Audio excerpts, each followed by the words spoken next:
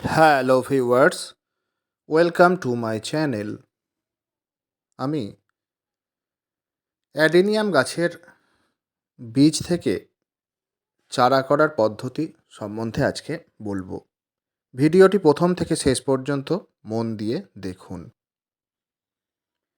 এই যে অ্যাডেনিয়াম গাছ আমার, এইখান থেকে আমি বীজ সংগ্রহ করে নিয়েছি। দেখবেন লম্বা মতো বীজ হয়, সেই বীজ ফাটলে তার ভেতরে এই যে এরাম থাকে দেখবেন, এগুলোই হচ্ছে বীজ। দূর দিকটা পশমের মতো, মাঝখানে যে সাদা যে লম্বা অংশটা, এইগুলোই এক একটি বীজ। এই বীজ থেকেই ছোট্ট ছোট্ট চারা তৈরি করা যায়।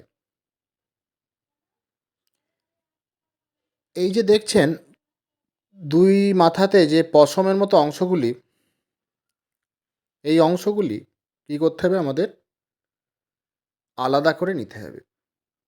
মানে এই যে পশমের মতো যে অংশগুলি, সেগুলো আমরা বাদ দিয়ে মাঝখানের যে বীজটা, সেইটা আমরা ছাড়িয়ে নেব। এটা আপনারা কাঁচি দিয়ে কেটে নিতে পারেন দুটো পশমের অংশ। এই যে দেখুন আমি যেভাবে দেখাচ্ছি, এই যে কাঁচি দিয়ে আপনারা এইভাবে দুটো অংশ কেটে নিতে পারেন।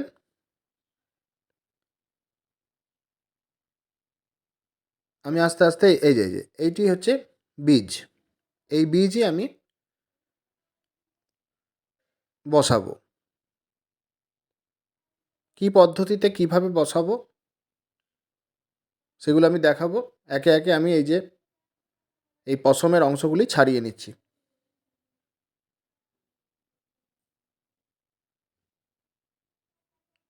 একে একে আমি কাঁচি দিয়ে কেটে নিচ্ছি এগুলো।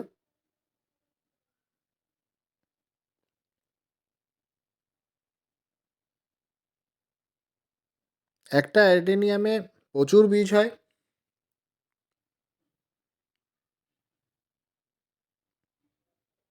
আস্তে আস্তে আমি এগুলো সব ছাড়িয়ে নিচ্ছি।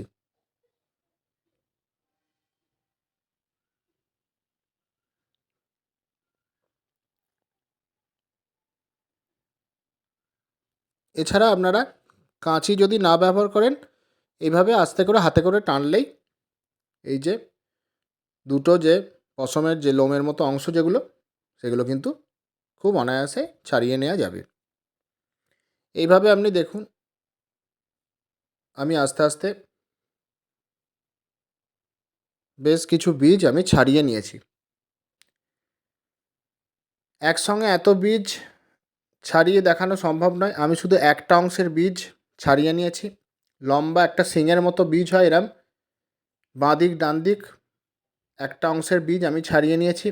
তাতেই এখানে প্রায় 70টি বীজ আছে।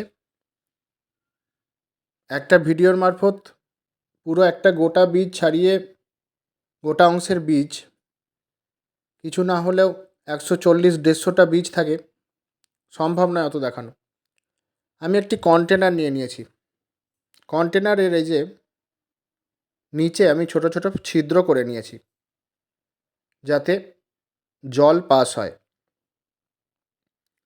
এইবার আমি কি করব, এখানে বালি বোঝাই করব। আপনারা যে বাড়ি তৈরি করেন যে বালি, সেই লাল বালি আমি নিয়েছি।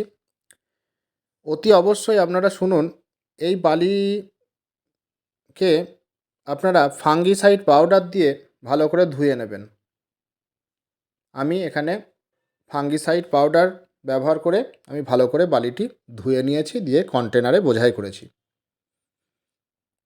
আপনারাও কিন্তু অতি অবশ্যই বালিটি ফাঙ্গিসাইড পাউডারে ধুয়ে নেবেন। এইবার এই যে বীজগুলি আমি একে একে বালিতে বসিয়ে দেব। একটু গ্যাপ দিয়ে দিয়ে লাইন করে করে আমি আস্তে আস্তে বীজগুলি একে একে বসিয়ে দিচ্ছি।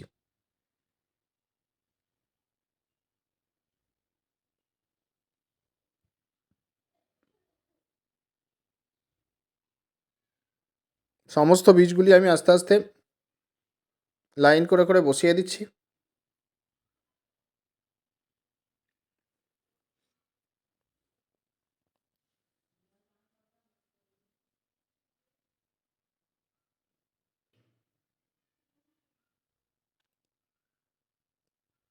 মাঝে একটু করে গ্যাপ দেবেন।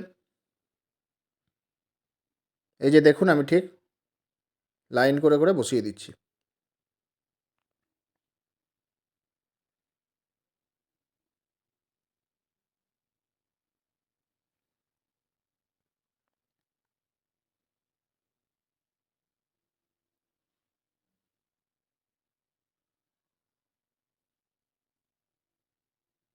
এইভাবে আমি সমস্ত বীজগুলি একে একে বসিয়ে নিচ্ছি।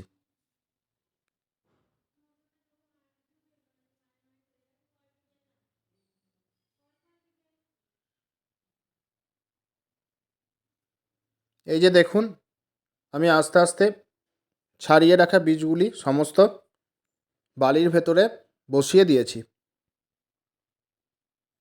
এই যে দেখুন, এক একটির সঙ্গে গ্যাপ আছে দেখুন। এখানে আরও অনেক জায়গা আছে বীজ বসানোর। বাকি যে বীজগুলি আমি ছাড়িয়ে পরে আমি বসাবো। এইবার একটি স্প্রেয়ারের মাধ্যমে আমি এখানে জল দিয়ে দেব।